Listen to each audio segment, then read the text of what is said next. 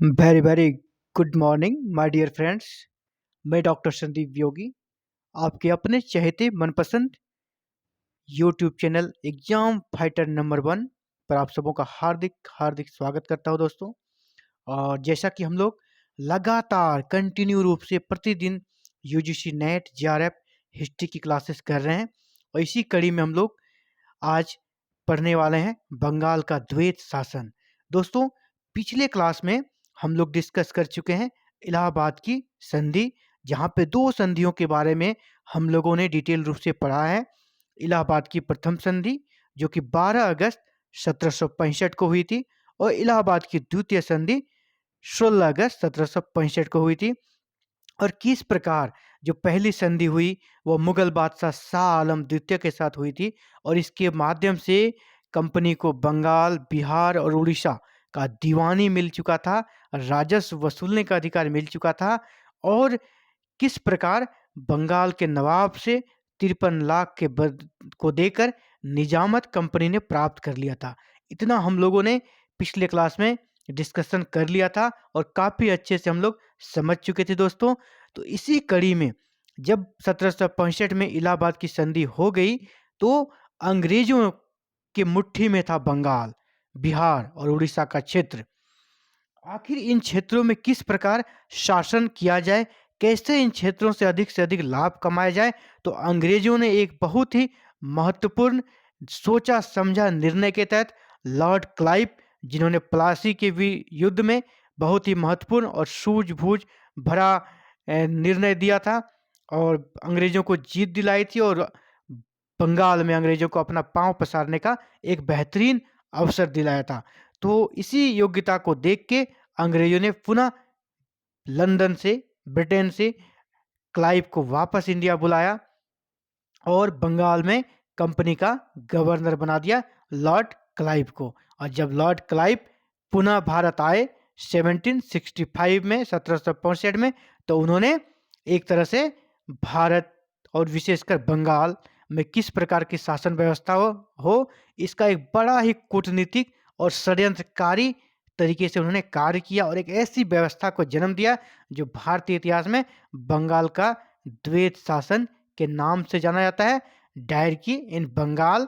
और ये एक ऐसी शासन व्यवस्था पर साबित हुई दोस्तों जिसमें उत्तरदायित्व विहीन किसी के पास अधिकार था और किसी के पास अधिकार रहित उत्तरदायित्व था, जिसे हम लोग आगे डिस्कस करने वाले हैं।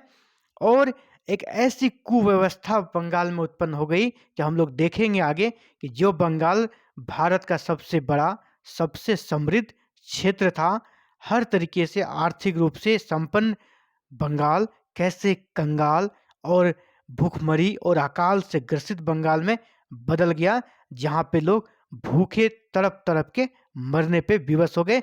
और इस व्यवस्था की नींव बंगाल के द्वैत शासन ने ही डाली दोस्तों। इसी का हम लोग आज पूरा डिटेल में डिस्कशन करने वाले हैं, तो आप वीडियो के साथ अंत तक बने रहिएगा। ये पूरी तरह अंडरस्टैंडिंग का टॉपिक है। अगर आप इसको समझ गए तो बिल्कुल आपका कोई भी एग्जाम हो, चाहे वो डिस्क्रिप्टिव राइटिंग करना हो, मेंस राइटिंग हो, तो आपके कलम कभी नहीं रुकेंगे, आपके कलम कंटिन्यू चलेंगे। और ऑब्जेक्टिव हो तो वहाँ भी आप सारे के सारे क्वेश्चन हल कर पाएंगे, चाहे वो कितना ही घुमा के क्यों ना दे। तो हमें ये अंडरस्टैंडिंग वाले इस क्लास का एक एक पॉइंट को समझना है दोस्तों। बंगाल का द्वैत शासन क्या था और इसके क्या परिणाम हुए। तो चलिए आगे बढ़ते हैं। जैसा आप देख पा रहे होंगे, बंगाल का द्वैत शासन, द्वैत शासन का अर्थ है दोस्तों कि दोहरा शासन, मतलब एक ही क्षेत्र में एक ही समय में दो सत्ता का होना, दो सरकारों का होना, इसे ही द्वैत शासन या दोहरा शासन कहा जाता है। बंगाल में 1765 की जो इलाहाबाद की संधि हुई थी, भारतीय इतिहास में 1765 की जो इलाहाबाद की संधि हुई थी वह एक भारतीय इतिहास की युगांतकारी घटना थी, क्योंकि इसने आने वाले समय में भारत को हर तरीके से प्रभावित किया। इसने एक ऐसे प्रशासनिक परिवर्तन को जन्म दिया जिन्होंने भारत में ब्रिटिश प्रशासनिक व्यवस्था के प्रचलन की आधार भूमि तैयार कर दी। ब्रिटिश शासन भारत में रहेगा, इसके लिए एक अच्छा फाउंडेशन बना दिया इलाहाबाद की संधि ने। इसमें क्या हो गया, नवाब की सत्ता का अंत हो गया और एक ऐसी व्यवस्था का जन्म हो गया जिसमें अधिकारों को बड़े चतुराई से उत्तरदायित्व से मुक्त कर रखा था। मतलब यहाँ पे एक ऐसी व्यवस्था जन्म हो गई जिसमें कि अधिकार तो अधिकार था लेकिन वो उत्तरदायित्व से मुक्त था। ब्रिटिश ईस्ट इंडिया कंपनी के पास अधिकार था, उन्होंने दो दो युद्ध जीता था, पलासी जीता, बक्सर जीता, उनके पास बहुत सारे अधिकार थे लेकिन उत्तरदायित्व नहीं था। क्योंकि भारत में हम लोग देखेंगे कैसे उन्होंने उत्तरदायित्व किसी और पे डाल दिया और जिसको कहते हैं ना कि पर्दे के अंदर से, बैकग्राउंड से उन्होंने शासन किया और सारे अधिकारों का उपयोग किया, लेकिन दूसरों को लगा कि नहीं, कंपनी तो है ही नहीं। इस तरह की व्यवस्था को उन्होंने जन्म दिया और इस व्यवस्था ने द्वैत शासन के बारे में अगर हम लोग डिस्कशन करने वाले हैं आगे, द्वैत शासन को अगर अच्छे से समझना है तो हमें दो चीज़ों को, यहाँ से दो टर्म को समझना होगा दोस्तों, कि दीवानी और निजामत।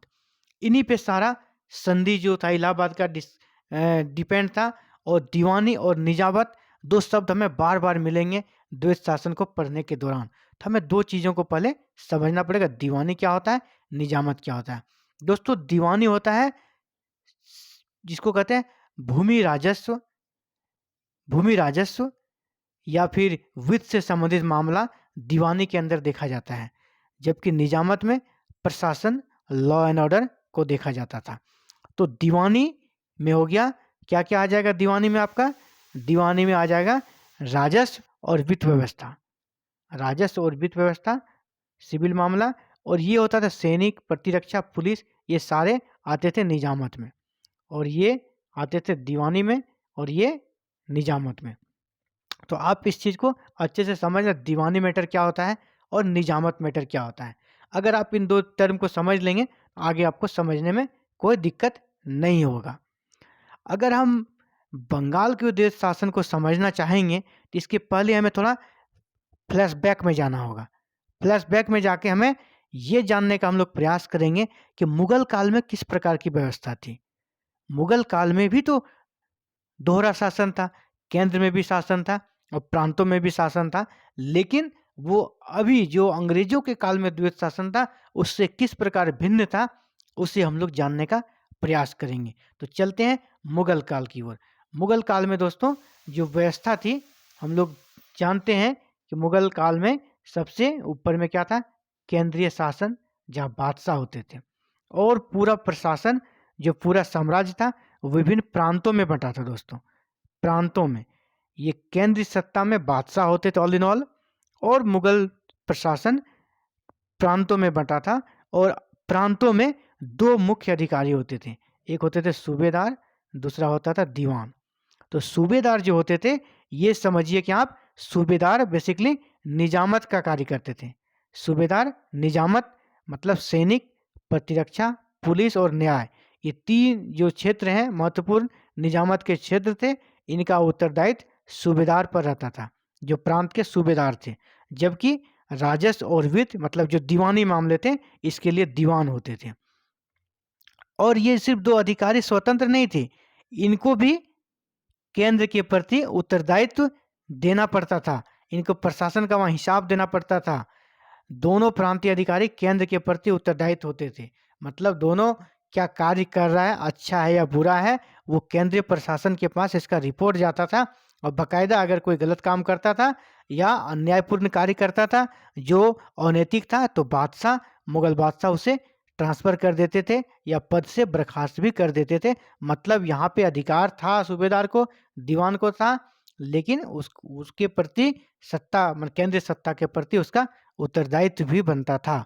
लेकिन इस दौर में परिवर्तन आया, इस व्यवस्था में परिवर्तन आगे कब आया, जब हम लोग देखते हैं कि मुगल सत्ता कमज़ोर हुई और विशेषकर जब औरंगजेब की मृत्यु 1707 में हो गई, तो मुर्शिद कुली खां, जो हम लोग पिछले डिस्कस कर चुके हैं, 1717 में जब ये बंगाल के नवाब बने, तो इन्होंने धीरे धीरे क्या किया, मुगल सत्ता से अपने को दूर रखना प्रारंभ कर दिया।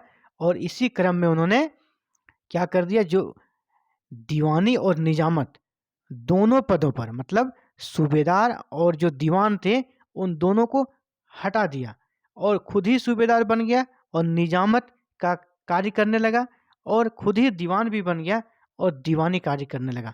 मतलब हम लोग यहाँ जो देख रहे थे, ये सूबेदार और ये दीवान, ये दोनों समाहित हो गया मुर्शिद कुली खां में।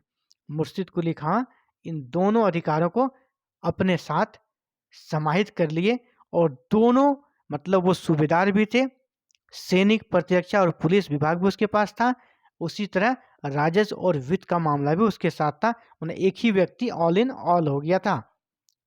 औरंगजेब की मृत्यु के बाद मुर्शिद कुली खां ने ऐसी व्यवस्था को जन्म दिया। लेकिन फिर देखिए इसमें चेंजिंग आता है।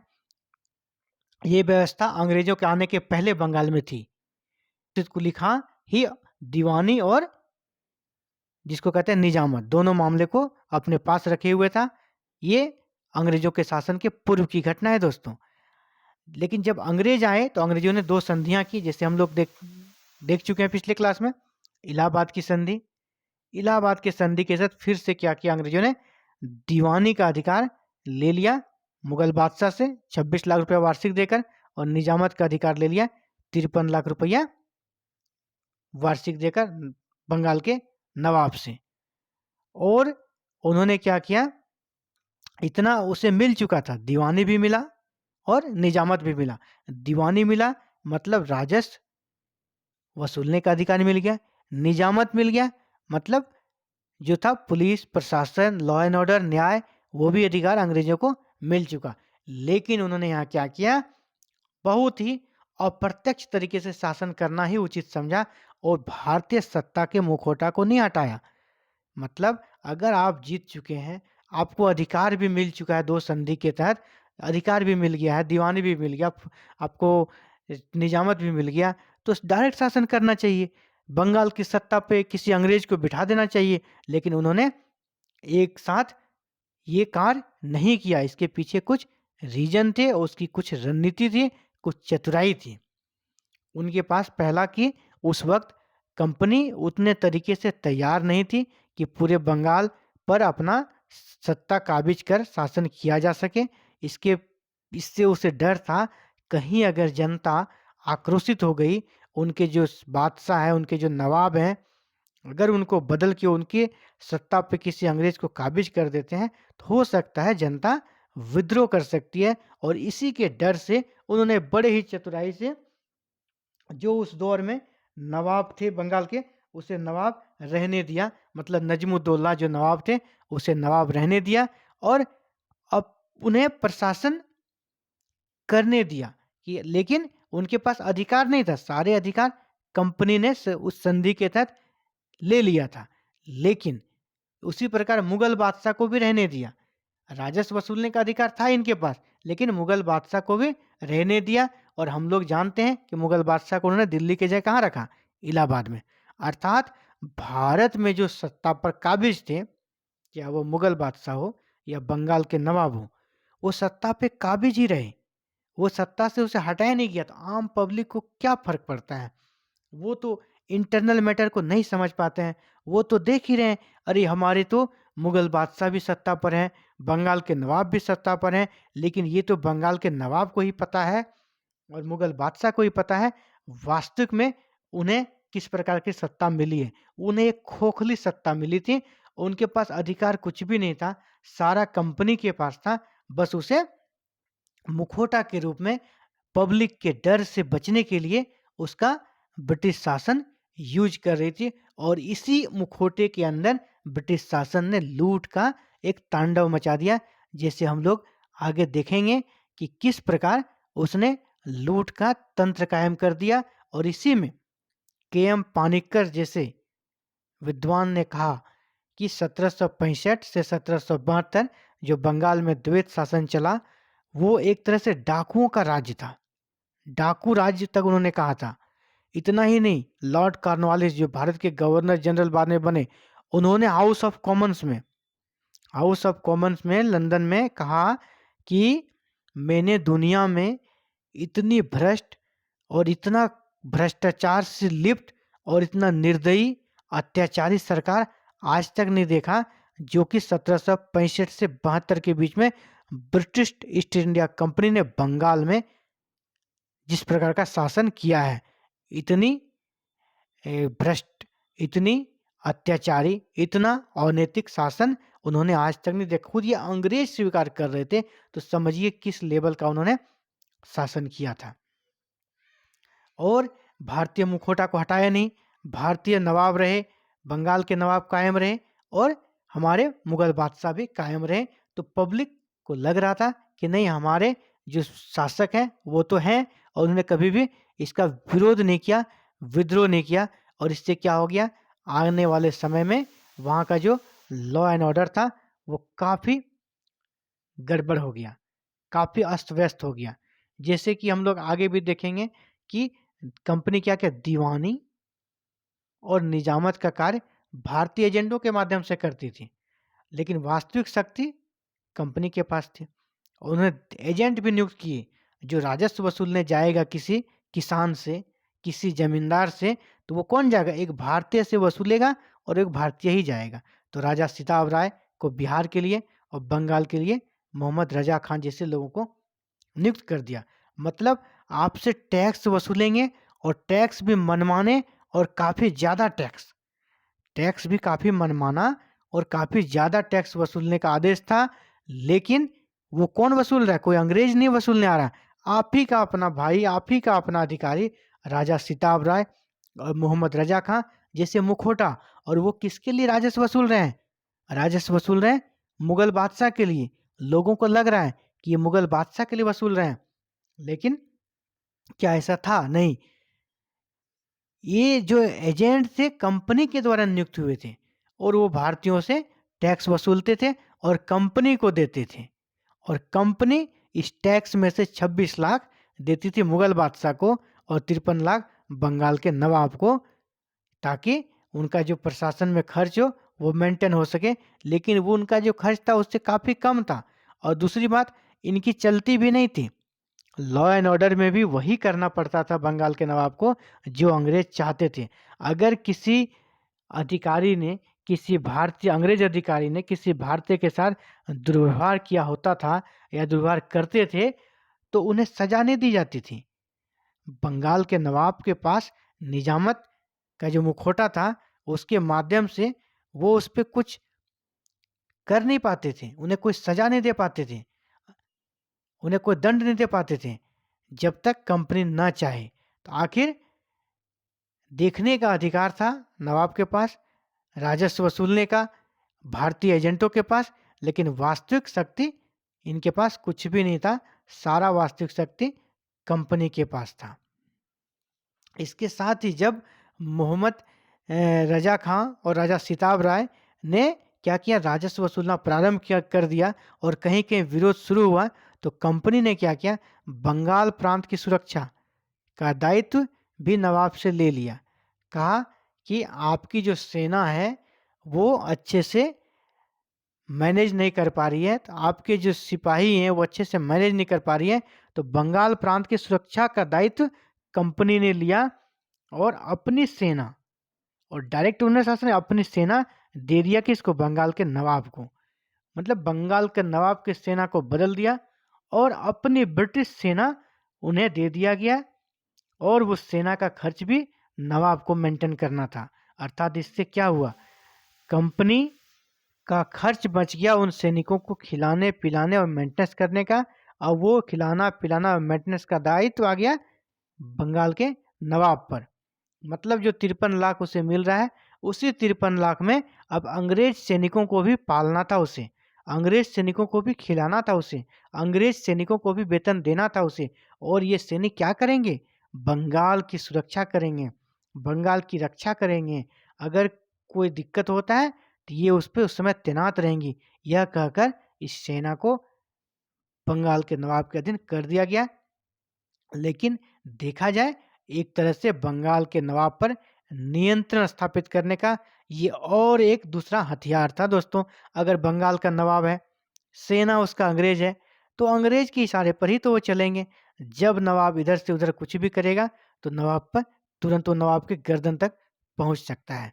इस प्रकार बड़े ही कूटनीतिक तरीके से अपने शिकंजे में नवाब को पूरी तरह से फंसा लिया था। अपने ही जाल में नवाब को पूरी तरह फंसाया और नवाब के पास बस एक प्रतिष्ठा का पद था। मुगल बादशाह के पास प्रतिष्ठा का पद था, वास्तविक अधिकार इन लोगों के पास कुछ नहीं है। इसीलिए अगला जो पॉइंट है यहाँ पे हम लोग ये भी देख पा रहे हो क्या लिखा गया है कि कंपनी के पास था अधिकार है, कंपनी के पास अधिकार है लेकिन उत्तरदायित्व तो नहीं है। अधिकार उनके पास, ऑल इन ऑल अधिकार उन्हीं के पास है, लेकिन उसका उत्तरदायित्व है कुछ भी नहीं है, क्योंकि वो सत्ता पे है ही नहीं कहीं। न वो नवाब के पद पर है, न ही मुगल बादशाह के पद पर है, न ही जो राजस्व वसूलने वाले अधिकारी हैं वहां भी कोई अंग्रेज नहीं है। मतलब अंग्रेज कहीं है ही नहीं, लेकिन वो आंतरिक रूप से हर जगह अंग्रेज ही है। अगर आप बाहर से देख रहे हैं, कोई आम पब्लिक देख रही है, उसे अंग्रेज अधिकारी कहीं दिख ही नहीं रहे हैं, अंग्रेज कोई है ही नहीं, हर जगह उसे भारतीय नजर आ रहा है। मतलब इंटरनल अधिकार कंपनी के पास था, लेकिन अधिकार जब उत्तरदायित्वपूर्ण नहीं होता है तो वहां पे क्या होता है, वो मोनोपोली हो जाता है, मनमाना करते हैं। तो वही किया कंपनी ने, उत्तरदायित्व तो था नहीं, अगर वो कुछ गलत भी करते हैं तो उत्तरदायित्व किस पर जाता है, नवाब पे जाएगा, जो भारतीय एजेंट है उस पे जाएगा। अगर लॉ एंड ऑर्डर गड़बड़ होता है या कहीं किसी के साथ शोषण होता है, उसका सही तरीके से न्याय नहीं मिल पाता है, ये सारा उत्तरदायित्व नवाब पे है, नवाब बदनाम हो रहा है। लेकिन असली जो मलाई खा रहा है, असली जो मजा ले रहा है, वो अंग्रेज खा रहे हैं। आम पब्लिक जो उस दौर की थी, वो तो आधुनिक इतिहासकार इस चीज को कर रहे हैं ना, उस आम पब्लिक को ये समझ में नहीं आया, इसलिए आम पब्लिक विद्रोह नहीं की। नहीं तो आम पब्लिक विद्रोह जरूर करती, लेकिन उस दौर में उसे ये समझ ही नहीं आया। इतने शानदार तरीके से, इतने कूटनीतिक तरीके से, इतने आडंबर तरीके से उन्होंने व्यवस्था किया और एक षड्यंत्र के तहत शासन किया। दूसरा था नवाब के पास, कंपनी के पास अधिकार था, उत्तरदायित्व नहीं। नवाब के पास क्या था, उत्तरदायित्व तो बहुत है, कुछ भी होगा वही बदनाम होगा। अगर कुछ भी गलत होता है बंगाल में तो बदनाम होगा नवाब, लेकिन उसके पास अधिकार नहीं है। वो तो ब्रिटिश जो ईस्ट इंडिया कंपनी है उसके इशारे पर नाचने वाली कठपुतली के समान थे। वो जो बोलेंगे वही होगा। तो उत्तरदायित्व था, अधिकार नहीं था। मतलब दो शक्तियों का यहाँ पर एक साथ शासन था, लेकिन अधिकार एक ही शक्ति के पास था। जैसे आज भी हमारे भारत में दो सरकारें हैं, केंद्र में भी सरकारें हैं, राज्य में भी सरकारें हैं, लेकिन दोनों ही सरकारों का उत्तरदायित्व भी है और दोनों की ही सरकारों को कुछ कुछ मामलों में अपनी अपनी स्वायत्ता है। राज्य सरकार के बहुत सारे मामले हैं जो राज्य सूची के विषय हैं संविधान के अनुसार, उसमें केंद्र हस्तक्षेप नहीं कर सकता है। केंद्र के जो मामले हैं उसमें राज्य हस्तक्षेप नहीं कर सकता है। राज्य के बहुत सारे कार्य हैं जिससे कि केंद्र जवाब मांग सकता है। यहाँ उत्तरदायित्वपूर्ण शासन, दो शासन होना गलत नहीं है, यहाँ शासन होना गलत नहीं है, बल्कि दो ऐसे शासन थे बंगाल में, दो शासन थे लेकिन अधिकार एक ही के पास था, और दूसरा जिस पर कि दिखता था कि ये शासन कर रहा है लेकिन उसके पास अधिकार नहीं था। एक कंपनी का शासन था, दूसरा बंगाल के नवाब का शासन था। तो कंपनी के शासन के पास अधिकार था, सारा पावर था, लेकिन वो किसी को दिखता नहीं था, वो अप्रत्यक्ष था। नवाब के पास, मुगल बादशाह के पास उत्तरदायित्व था शासन करने का, भारतीय एजेंटों के साथ उत्तरदायित्व राजस्व वसूलने का, लेकिन उस पर अधिकार नहीं था। लोग देखते थे कि यही है सत्ता पे, इसे ही सब कुछ करना है, भारतीय पदाधिकारियों को सब कुछ करना है, लेकिन इनके पास अधिकार नहीं था। बस ये मुखोटे थे, कठपुतली थे। अर्थात दो ऐसे शासन थे जिसमें अधिकार तो एक ही के पास था लेकिन उत्तरदायित्व दूसरे के पास था, और जिसके पास उत्तरदायित्व था उसके पास कोई आंतरिक रूप से पावर ही नहीं था, सिर्फ देखने के लिए था। अर्थात क्या हो गया कि कंपनी और नवाब दोनों द्वारा प्रशासन की व्यवस्था चलती थी, कंपनी द्वारा और नवाब द्वारा। देखने में आपको बाहर से ऐसा दिख रहा होगा, लेकिन आंतरिक क्या, इसे हम लोग डिस्कस कर लिए। कंपनी और नवाब दोनों द्वारा प्रशासन की व्यवस्था को ही बंगाल में द्विवेद या दोहरा प्रशासन कहा जाता है। अब दोहरा प्रशासन कंपनी ने क्यों किया ये भी हम लोग जान चुके थे, उससे विद्रोह का डर था। इसके बाद किस प्रकार की व्यवस्था थी ये भी हम लोग डिस्कस कर लिए कि अधिकार था, उत्तरदायित्व नहीं था कंपनी के पास। दूसरे के पास उत्तरदायित्व था, अधिकार नहीं था। और ये इस व्यवस्था से क्या क्या परिणाम हुआ, क्या इसका दुष्परिणाम हुआ, इसका हम लोग डिस्कशन करते हैं दोस्तों। सबसे पहले तो क्या हो गया, इसका प्रशासनिक विघटन हो गया।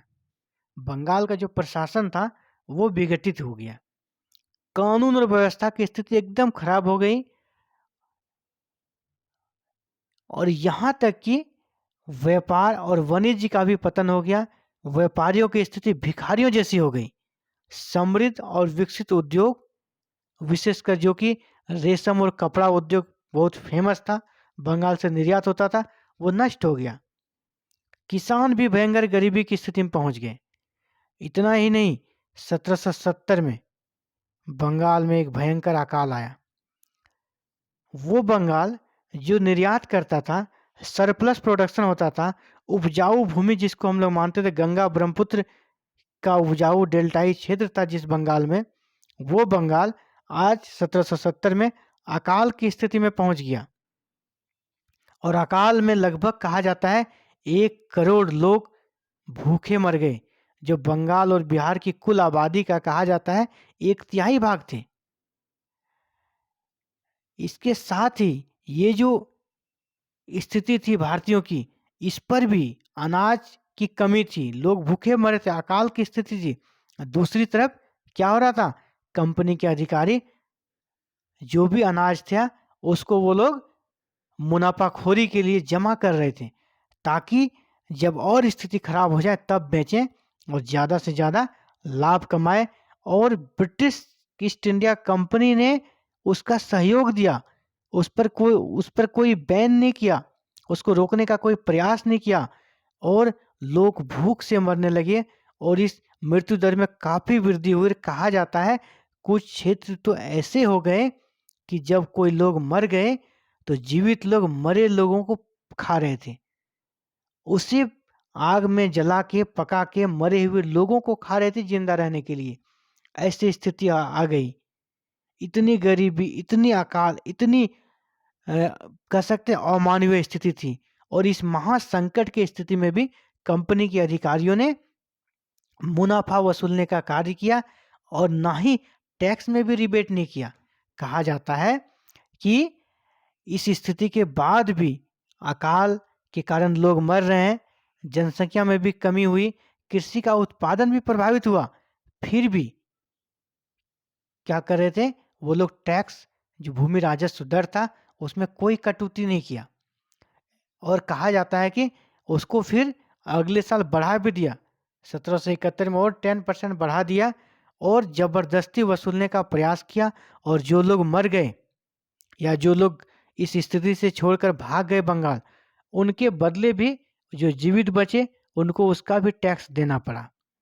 अर्थात ये बहुत ही अमानवीय स्थिति बंगाल में प्रारंभ हो गया। इसीलिए एक तरह से कह सकते हैं जो 1765 से 72 के बीच बंगाल में द्वैत शासन का दौर था, इसने बंगाल के बर्बादी का काउंटडाउन शुरू कर दिया और बंगाल को पूरी तरह से बर्बाद करने का कार्य किया, चाहे वो प्रशासनिक रूप से हो या व्यापारिक रूप से हो, आर्थिक रूप से हो।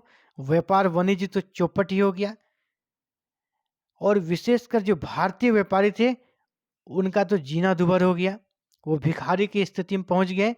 और किसान जो कि सरप्लस प्रोडक्शन करते थे, आज वो अकाल और भूखमरी की चपेट में काल कलवित हो गए। उन्होंने उन्हें जीते जी मरने की नौबत आ गई। इस तरह का दुष्परिणाम रहा इस जो हमारा बंगाल में द्वैत शासन था। लेकिन इस अराजकता का जो माहौल था, ये जो अव्यवस्था थी, इसकी जो गूंज है सिर्फ पूरे भारत में ही नहीं गूंजी, इसका गूंज ब्रिटेन तक गया। पूरे वर्ल्ड लेवल में ब्रिटेन की बदनामी होने लगी। इसीलिए मैंने पहले भी कहा था, लॉर्ड कॉर्नवालिस जो कि भारत के गवर्नर जनरल बाद में बने, उन्होंने ब्रिटिश जो था हाउस लंदन में, वहाँ पे उन्होंने बयान दिया था कि इस तरह की अव्यवस्थित और कुत्सित और भ्रष्टाचारी सरकार पूरी दुनिया में नहीं है, जैसा ब्रिटिश ईस्ट इंडिया कंपनी ने द्वैत शासन के दौरान बंगाल में चलाया है। तो ये जो कुव्यवस्था था, इसका आवाज़ लंदन तक पहुंचा और अगले जो गवर्नर बने वारेन हेस्टिंग्स ने इस व्यवस्था का 1772 में अंत कर दिया। और क्या कर दिया, कंपनी जो देती थी 26 लाख मुगल बादशाह को, उसे भी बंद कर दिया। इन्होंने कहा कि जब डायरेक्ट जीता गया है तो डायरेक्ट शासन करना चाहिए, और एक तरह से बंगाल में कंपनी का डायरेक्ट रूल प्रारंभ कर दिया वारेन हेस्टिंग के कार्यकाल में। और भारतीय जो एजेंट थे और जो भारतीय मुखौटे थे, उन्हें हटा दिया गया और कंपनी ने बंगाल का शासन डायरेक्ट अपने हाथ में ले लिया, और इस तरह द्वैत शासन व्यवस्था का अंत हो गया दोस्तों। द्वैत शासन व्यवस्था जो कि बंगाल के लिए काफ़ी कह सकते हैं अमानवीय रहा, काफ़ी अव्यवस्थित तरीके से चलाया गया। और इन्होंने ऐसी व्यवस्था कायम कर दी कि बंगाल जो कि एक समृद्ध प्रांत था, एक पूरी तरह अकाल से चपेट होने वाले प्रांत में बंगाल बदल गया।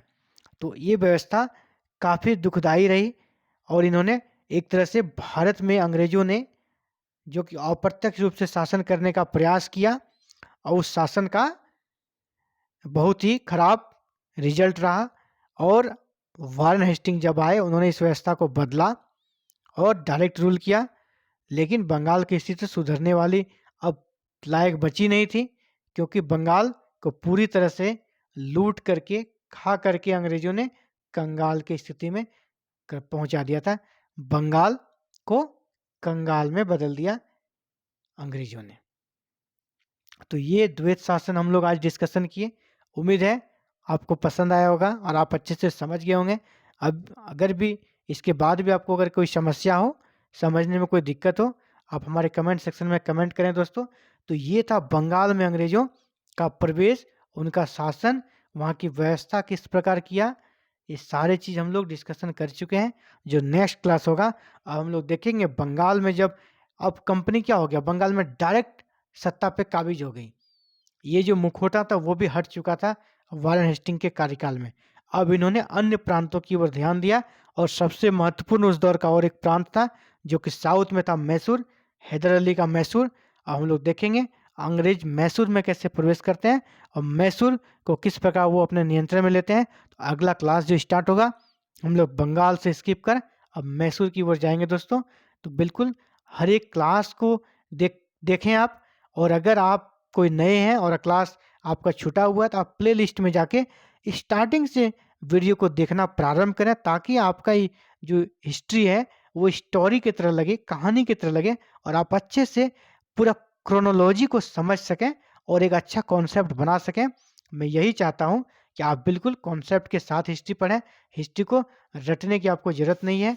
और साथ ही साथ मैं कहना चाहूँगा कि अगर आप हमारे चैनल के साथ आज पहली बार जुड़े हैं, तो जाकर सब्सक्राइब करें चैनल को, और या लाइक करें और शेयर करें, क्योंकि यहाँ पे आपसे कोई फीस नहीं लिया जाता है। यहाँ पे कोई ऐप भी बनाकर आपको पढ़ाने का कार्य नहीं किया जा रहा है। आपसे नाम मात्र का भी फीस नहीं लिया जा रहा है। ये बिल्कुल आप लोगों के लिए पूरी तरह फ्री है। इसीलिए आप लोग हमारे चैनल को कम से कम लाइक तो, शेयर और सब्सक्राइब तो कर ही सकते हैं। और विशेष बातें क्या बोलूं, बस मिलते हैं अगली क्लास में। All the best, have a nice day, good bye.